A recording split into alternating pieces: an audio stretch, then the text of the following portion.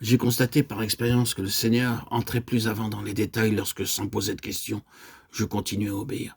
Voilà ce qui est arrivé à Philippe. Il se rendit au désert, il y rencontra un homme voyageant dans un char. Mais même à ce moment-là, Dieu ne lui a pas dit pour quelle raison il lui avait donné l'ordre de partir. Philippe aurait pu penser « Oh, j'ai l'air de courir derrière ce char comme un brigand ». Cependant, il n'a pas questionné Dieu. Selon Acte 8:30, Philippe courut vers le char et entendit un homme qui lisait le 53e chapitre d'Ésaïe. En ceci réside le secret. Accomplissez rapidement et avec joie tout ce que le Seigneur vous demande de faire. Un jour, je vis un homme marcher devant moi. Dieu me dit « Va et dis-lui de s'arrêter ». Je l'accostai en lui mettant la main sur l'épaule et il me demanda « Pourquoi m'arrêtez-vous » Je suis très pressé. Puis il voulut repartir. Je l'arrêtai encore et il me répéta les mêmes paroles, ajoutant « Ne prenez donc pas mon temps de la sorte ». Je répliquai « C'est parce que le Seigneur m'a envoyé ».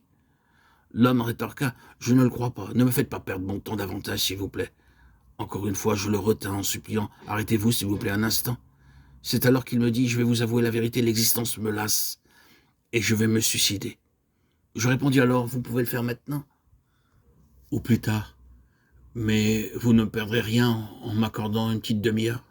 Après quoi, vous serez libre d'aller où vous voulez pour vous suicider. Je vous promets de ne pas vous en empêcher. » Il fut d'accord, et nous nous rendîmes dans un parc voisin. Je pris ma Bible, et après une courte prière, je lui adressai le message. Je priai encore avec lui, lui dis « Maintenant, vous êtes libre pour aller vous suicider. » Mais il me répondit « Je n'ai plus envie de me suicider. Puis-je vous voir à nouveau ?» Il vint me voir une ou deux fois et expérimenta la nouvelle naissance. Frères et sœurs en Christ, bien-aimés, chers amis, le secret consiste à obéir implicitement au Seigneur, peu importe le moment du jour, à minuit ou à l'aube ou pendant la chaleur du midi. Le Saint-Esprit exercera une impression claire et profonde sur votre esprit pour vous obliger à faire ou à dire quelque chose. Dieu n'a point annoncé à Philippe le sujet sur lequel il devait prêcher. Mais nous voyons clairement que ce qu'il a dit était prononcé sous la contrainte de l'esprit. Il s'approcha du char et il entendit l'Éthiopien lire le 53e chapitre d'Ésaïe. C'est une merveilleuse prophétie du Seigneur Jésus-Christ. Cette prophétie fut révélée en détail 750 ans avant le temps du Christ, lorsqu'il entendit l'Éthiopien lire ce passage. Il sut la raison pour laquelle Dieu lui avait demandé de se rendre sur la route de Gaza. Son esprit reçut aussitôt le message divin et dirigé par le Saint-Esprit, il posa la question suivante à l'Éthiopien. « Comprends-tu ce que tu lis ?»